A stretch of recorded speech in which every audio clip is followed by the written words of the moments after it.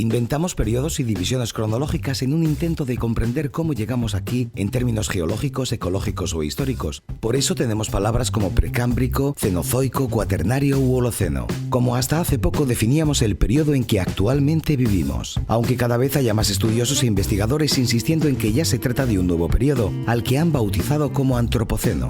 Antropoceno, la nueva era geológica creada por los humanos.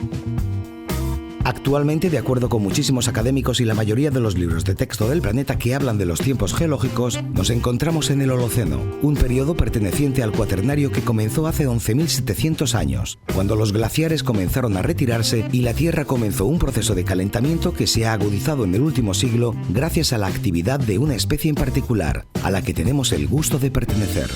La intervención humana ha sido de tal magnitud que cada vez son más los especialistas de distintas disciplinas científicas que opinan que nos encontramos en una nueva época geológica y que han bautizado como Antropoceno.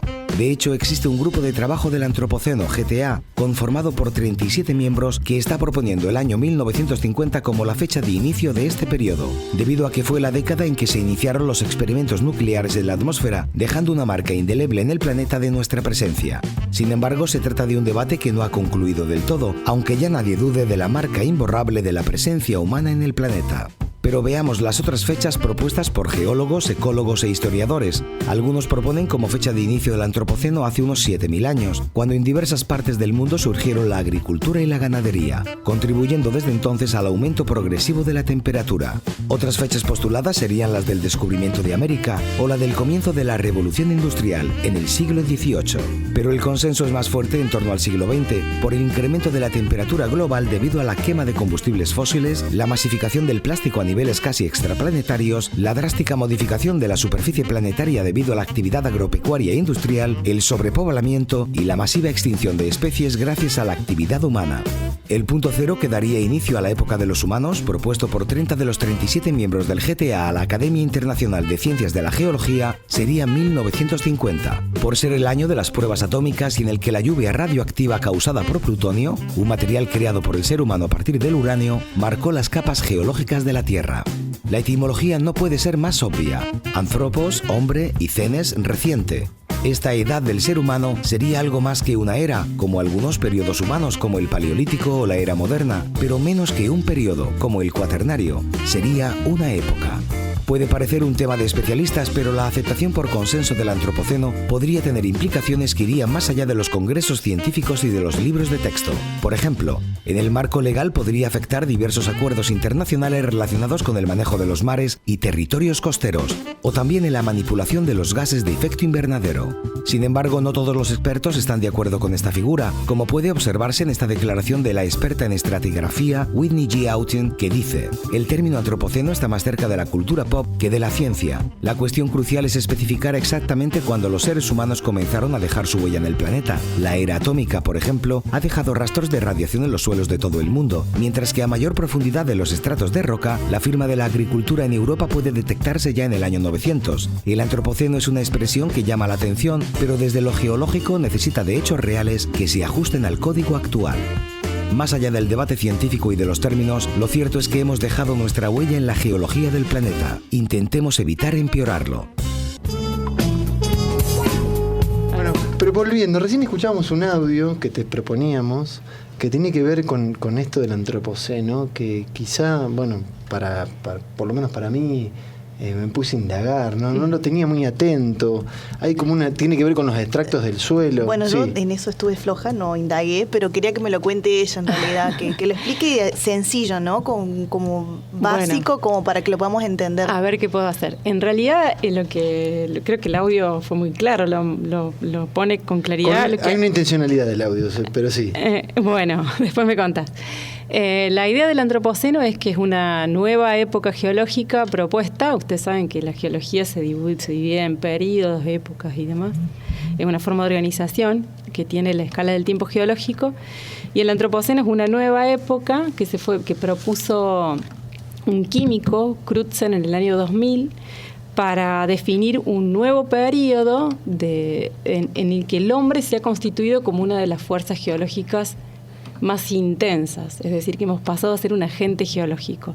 Y eso está dejando una huella en el registro geológico, y eso fue lo que llevó a este químico a proponer la idea de antropoceno como una nueva época formal. El término antropoceno está acuñado en distintas disciplinas, en distintos ámbitos académicos y no académicos.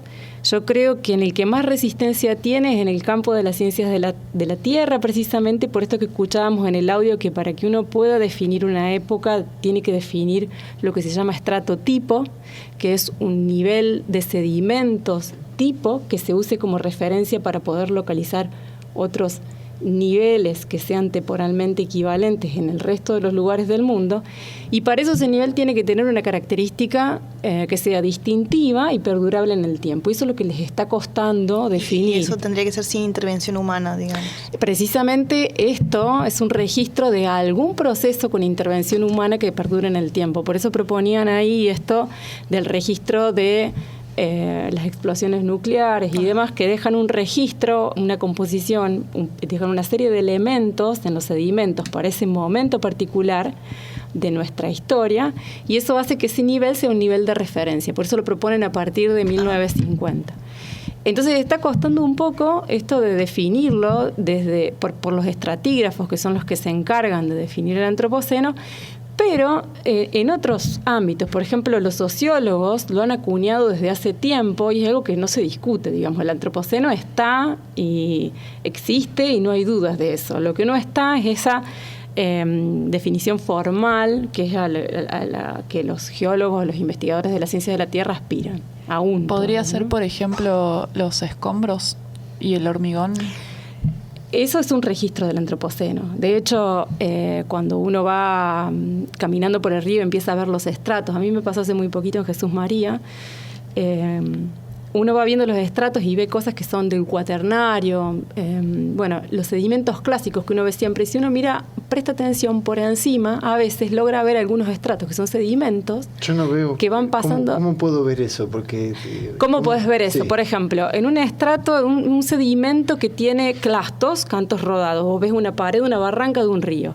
Vas viendo arena y en el medio piedras. Toda es una mezcla de piedras más grandes, más chicas, que van generando una sucesión de capas, y lo que uno ve en muchos sitios ahora es que en esas capas de arena aparece, por ejemplo, plástico, una tapita o un pedazo de goma. Esos son los nuevos clastos, que en realidad son materiales artificiales generados por el hombre y que son como un registro muy palpable del antropoceno. Eso nos sirve a los fines de definirlo estratigráficamente, porque eso no tiene perdurabilidad en el tiempo probablemente. Lo que necesitan los geólogos es algo que de acá a millones de años se siga preservando en el estrato. Entonces eso es lo que están buscando y lo que les cuesta tanto. Es muy interesante para nosotros los arquitectos el hecho de cuando fundamos una casa, lo primero que empezamos a cavar y empezás a encontrarte cosas.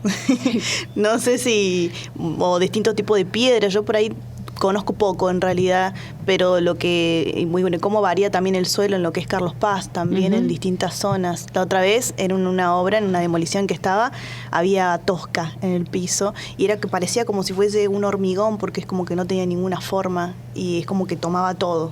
Bien. Sí, eso depende del lugar en donde estés situado. Si estás más para la zona del piedemonte, de la montaña, vas a tener un tipo de sustrato, y ya si te vas para la zona del valle propiamente dicho, el sustrato es otro. Ahí ya tenés como una especie de cuenca con sedimentos.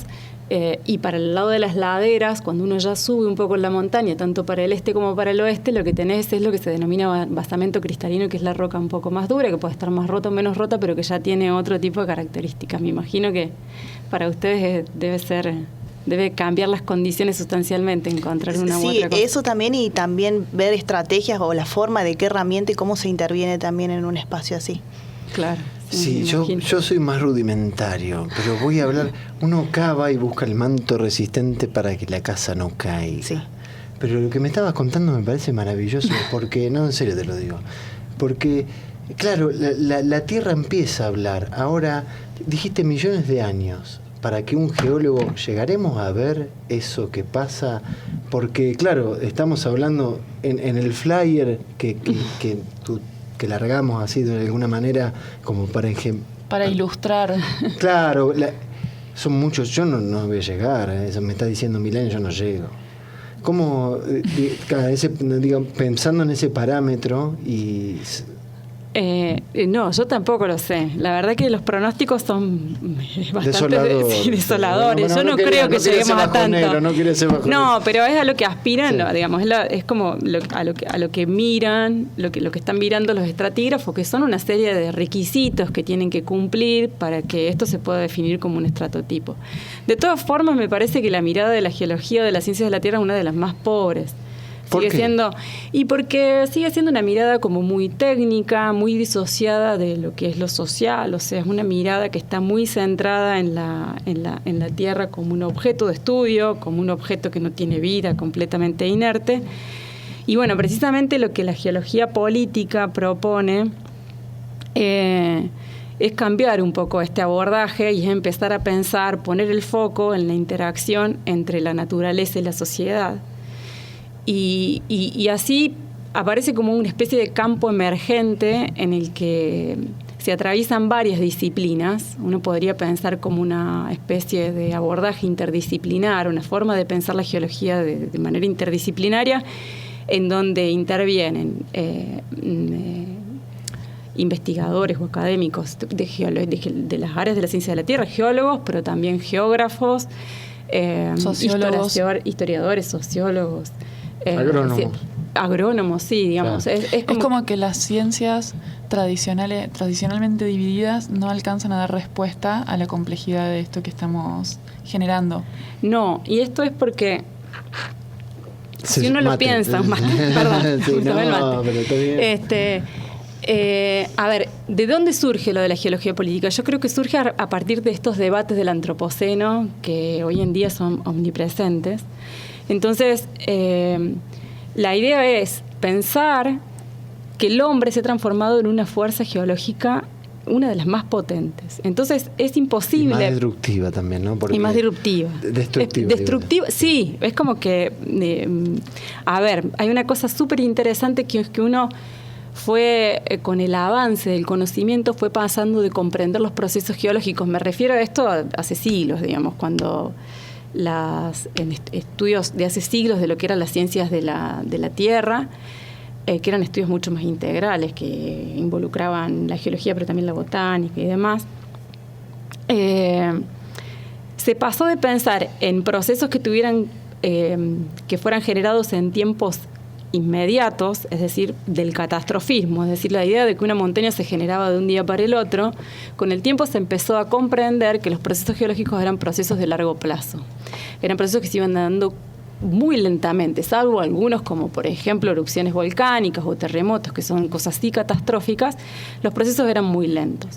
Lo que está pasando con el antropoceno es que estamos tendiendo a esta idea de catastrofismo, porque era impensado en otros tiempos pensar, valga la redundancia, que una montaña se pudiera generar en días o una montaña se pudiera erosionar en términos de meses o años. Y hoy estamos viendo que las montañas se pueden erosionar en términos de meses o años. Uno piensa en Bajo la Lumbrera, piensa en estos proyectos mineros de gran envergadura. En relación a los tiempos geológicos. En relación a los tiempos geológicos clásicos, porque estos también son tiempos geológicos. Son los tiempos geológicos del antropoceno. Entonces es interesantísimo poder pensar en tiempos geológicos en estos términos, que son tiempos que superponen tiempos geológicos clásicos. Por ejemplo, cuando la compañera me hablaba del sustrato, bueno, tienen un tiempo de generación que son los geológicos clásicos, pero por encima conviven tiempos geológicos que son otros, son históricos, son nuestros tiempos. Entonces, eso es lo interesante del paradigma del antropoceno, la idea del antropoceno, y en ese contexto el abordaje tiene que ser necesariamente interdisciplinario. La geología clásica no alcanza, se queda corta. Y, por ejemplo, puedo dar otro ejemplo. Un suelo en la zona del Ejido, acá Carlos Paz. Nosotros tenemos la parte del valle que tiene suelos desarrollados. Son suelos pobres, de hasta 50 centímetros no más, pero están los suelos.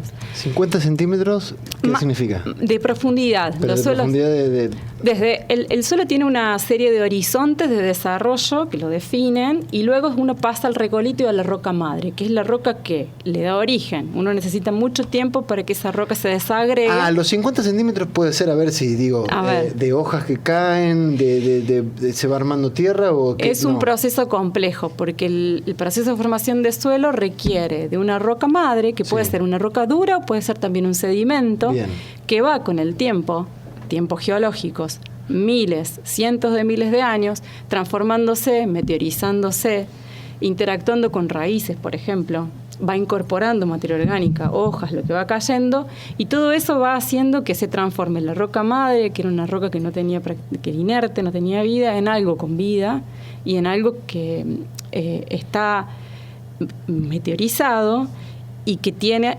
nutrientes disponibles para que todo lo que la vegetación, por ejemplo, que se instala encima del suelo, pueda tomar, crecer y reproducirse y demás.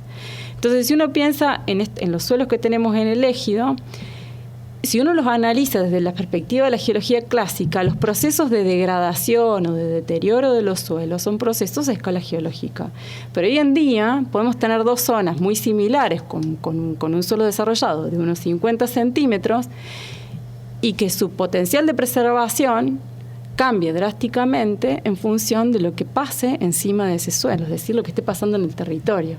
Entonces, esa es la idea de tener un abordaje que vaya más hacia la geología política, pensando la geología como el suelo y sus procesos asociados no solo a los procesos geológicos clásicos, sino lo que tienen que ver con el hombre, lo que hoy la sociedad genera encima de ese suelo.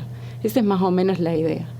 Por eso la necesidad en este tipo de estudios de base que están asociados, por ejemplo, a comprender qué es lo que pasa en el Ejido para luego poder planificar, en este caso la parte nueva que el municipio no conoce del todo, es necesario hacer este tipo de abordajes. Nos sirve para... Estamos hablando porque ahora en nuestro Ejido, nuestro límite físico, simbólico de líneas, claro, se extendió, creció. Se extendió, sí. Ahora la pisada, claro, la pisada de Carlos Paz es como mayor.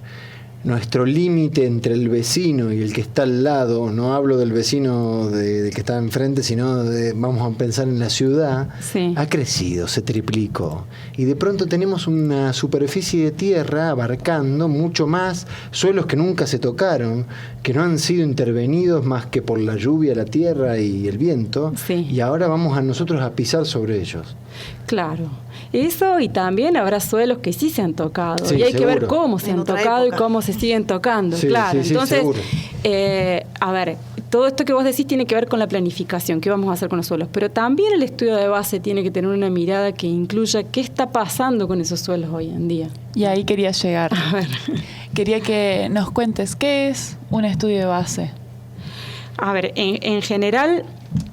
En las ciencias de la Tierra, los estudios de base son los estudios que tratan, que intentan mostrar una situación previa a cualquier modificación posterior. Por ejemplo, el estudio de base de un río lo que muestra es las condiciones, las características del agua en ese río, la geomorfología de ese río, antes de que ocurra algo que suponemos que va a afectar ese río. Entonces, en este caso, el estudio de base lo que pretende es hacer como una especie de estado del arte de la situación antes de hacer cualquier intervención en esa región. ¿Qué es lo que está sucediendo? El estado del arte en el sentido de qué es lo que está sucediendo, con qué contamos, qué podría rescatarse de información de ese área. Porque tenemos como más cercanía, o hemos escuchado un poco más acerca de los estudios de impacto ambiental. Pero los estudios de base es algo como muy específico ya del investigador, del científico. Sí, el estudio de impacto ambiental... Como vecinos estoy hablando, ¿no? A ver, yo también, tampoco son campos en los que yo sea especialista, pero los estudios de impacto ambiental tienen mucho de estudios de base, digamos. Uno intenta decir cuál es la situación hoy de esta región, de este territorio, que es una herramienta muy útil luego para saber qué es lo que cuáles son las modificaciones que tiene ese territorio con posterioridad a eso, a una intervención, a un cambio en el uso, a un cambio en las prácticas, a cualquier modificación. Tenemos preguntas sorpresa. Una de ellas más o menos hemos llegado al principio. Le mandamos un saludo a Hernán Guanini, que nos dio el pie para el primer bloque. Un abrazo para lo que hemos desarrollado recién. Y la segunda pregunta que tenemos, en realidad hemos mancomunado dos preguntas. La primera, escuchamos a Ceci Einart. Saludo a la audiencia, a Gilda y al equipo de Eterio, y voy a plantear mi pregunta valiéndome de unas imágenes metafóricas. Y bueno, el eje de la pregunta está en relación a la coherencia entre lo subterráneo y lo superficial. En cuanto a lo superficial, me preocupan personalmente los mapas de uso del suelo, y los percibo como un vinilo que se extiende sobre el territorio, un vinilo con manchas de colores que son líquidas y se pueden mover y solaparse o desplazarse unas a otras en una velocidad bastante vertiginosa. Y me preocupa que las manchas que tienen más capacidad de desparramarse son las que refieren a situaciones urbanas. Y entendiendo que hay un contexto mundial de crecimiento de las ciudades y de demanda de terrenos, porque más personas quieren vivir en las ciudades, la población urbana aumenta. Me preocupa que la respuesta naturalizada es el extender la urbanización, extender la misma lógica de las urbanizaciones. Y lo que eso trae aparejado, por ejemplo, lo pongo en términos de hormigón, hierro, cal y arena, que son los principales recursos que se utilizan en las construcciones y en lo que lleva aparejada el crecimiento de la ciudad, como la expansión de calles, etcétera. Y la velocidad y las dinámicas que se expresan en ese vinilo en relación a lo que ocurre en lo subterráneo, donde la metáfora es la del tiempo viscoso, los procesos lentos que ocurren bajo tierra, como lo que tiene que ver con el agua subterránea, pero además un tiempo lento que refiere a una memoria, por ejemplo, la materialidad arqueológica y la memoria de los pueblos que habitaron la región antes que nosotros, y la memoria desde lo geológico, y me viene a la cabeza el mapa de recursos mineros de Córdoba, y lo ato con la demanda que promueve la extensión urbana en cuanto a arena, cal y cemento. Y me preocupa ese desfasaje o las tensiones o las aceleraciones que a veces un sistema promueve sobre el otro. Y utilizo el árbol como la tercera imagen metafórica en su enraizamiento, como podría ser cualquiera de nuestros árboles de raíz profunda. Y esa conexión, sabiendo que el árbol tiene un tiempo que también es propio y que no es ni el tiempo vertiginoso del vinilo, del uso del suelo, ni es el tiempo viscoso de lo subterráneo. Y entonces la pregunta es, utilizando esta metáfora del árbol, Gilda, a tu criterio, ¿cuáles son los aspectos que nos pueden servir o que deberíamos promover para tener esa conexión y un anclaje coherente y saludable entre las dinámicas de superficie y las subterráneas? Bien, una genia, Ceci, siempre. Hermosa, hermosísima la Ceci. Y siempre superadora. La propuesta es alguito, y ella hace toda una reflexión súper comprometida, una delicia. Y en relación a la misma pregunta, como son dos personas que tienen ese grado de reflexión al respecto de tu trabajo, está también, hemos decidido unir a la pregunta de Lía. Lía nos envía la siguiente pregunta. Como conociendo a Gilda, me animo a describirla como un ser con una sensibilidad y respeto enorme en sus prácticas profesionales y humanas. La pregunta iría más orientada no tanto por el lado técnico, sino desde su humanidad como mujer y madre, no como solo geóloga. ¿Cómo ves todo este desarrollo urbano-ambiental que está ocurriendo en nuestras sierras? Bueno, hermosas dos mujeres, gracias Lía, muy lindas palabras. Bueno, pensando un poco, empezando por ahí, por lo que comentaba Ceci, y tomando esto de la geología política, quienes estudian o piensan en la geología política definen a las zonas urbanas como las zonas cruciales en donde se tienen que dar este tipo de abordajes, digamos, ¿no? Son las zonas en donde hay que generar una intersección entre lo que es lo geológico y la sociedad. En ese contexto surge un concepto interesante que es el de formaciones geosociales. Las formaciones geosociales son propuestas por dos geógrafos muy recientemente y están basadas en la idea de los estratos geológicos, ¿no? Una formación geológica está formada por estratos geológicos. Los estratos son capas sucesivas. La anterior le va dando sustrato a la posterior. Una se va generando a partir de la modificación de la previa y la formación es producto de esa superposición y de la interacción que tienen esos estratos entre sí. Entonces, pensando en esta idea de formaciones geológicas, estos autores proponen estas formaciones geosociales que lo que integran son estratos que definen como orgánicos, que son los estratos biológicos, estratos inorgánicos, que son los geológicos, y los estratos sociales, que de alguna manera integran todas estas dimensiones culturales, políticas, económicas que tiene el territorio. Y la formación geosocial surge de la interacción de estos tres tipos de estratos, que es un poco, creo, lo que está planteando la Ceci, digamos, esta idea de que se integra lo del subsuelo con lo que está en superficie, y esta cosa que mencionábamos antes de la superposición de tiempos, digamos, esta cosa del tiempo geológico, pero que convive con un tiempo que ella define como vertiginoso, con lo cual acuerdo completamente. Y lo que está pasando ahora es que estas formaciones geosociales están en un proceso en el marco del antropoceno que definen como una desestratificación salvaje, es decir, lo que en algún momento era algo que tenía cierto equilibrio, ahora se está desestratificando, esos estratos se están desarmando. Como pasa con los estratos geológicos, los estratos anteriores se desarman, se erosionan, se transforman para dar lugar a nuevos estratos, y eso es lo que está pasando hoy en día con estas formaciones geosociales, se están redefiniendo.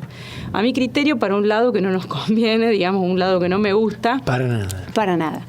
Y también hay otro concepto que más o menos define o piensa o hace un análisis similar, que es el de metabolismo social, que es un concepto que comparte Machado de Araoz y está basado en estudios de hace mucho tiempo, que también hablan de esto, de un metabolismo entre la tierra y la sociedad, y él menciona que hay una ruptura en ese metabolismo hoy en día, producto de estos desequilibrios que está generando el hombre. Yo creo que tiene mucho que ver con esto de pensar a la naturaleza como un objeto, como una serie, un conjunto de recursos, algo que sirve para nuestro sustento, y sentirnos completamente aislados, digamos, por encima, diría yo, ¿no? Por fuera del entorno, por encima del entorno.